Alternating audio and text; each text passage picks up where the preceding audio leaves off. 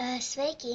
Šodien es jums parādīšu, kā taisīt šādas te vieglās rokas sprādzes. Tas ir visvieglākais veids, kā taisīt rokas sprādzes. Šodien es jums parādīšu, kā taisīt ar rozā gumijām, zaļajām gumijām un dzeltenajām gumijām.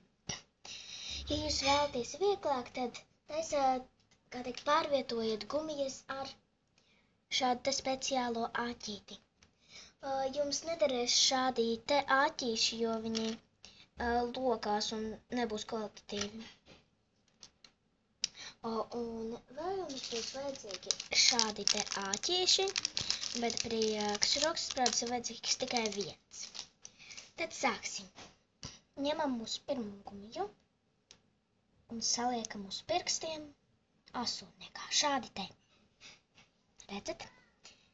Ņemam mūsu nākamo gumiju un liekam virsū, bet tādā nulītes formā. Redzat? Nu tad ņemam apakšējo gumiju un liekam pāri. Tas ir gandrīz tāds pats veids, tā kā nedaudz skaistākai rokas sprādzei, bet vienkārši ar divām gumijām. Tad ņemam mūsu nākamo gumiju, liekam virsū un apakšējo liekam pāri. Tad atkal ņemam gumiju, liekam virsū, ņemam apakšējo un liekam pāri. Ņemam nākamo gumiju, liekam virsū, ņemam apakšējo un liekam pāri.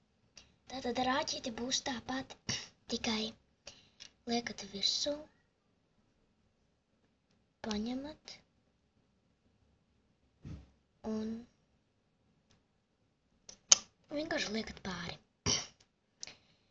Tātad tā turpiniet, līdz jums sanāk tik gara ķēdīte, cik jūs vēlaties. Tad, kad jums uz pirkstiem ir palikusi viena gumija, pārlieciet to uz vienu pirkstu, un tad jums būs vajadzīgi šie te āķīši. Tātad tolītās tātad varam šo te paciņu vaļā.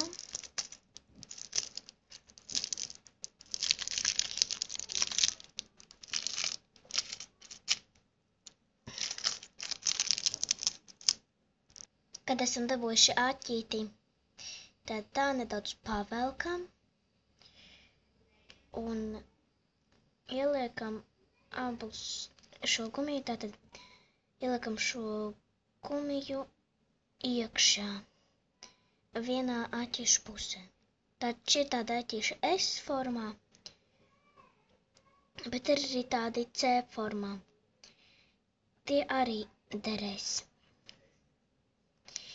Tātad saliekat kopā un jums būs gatava rokas sprādze. Uz redzēšanos, skatieties arī citas video.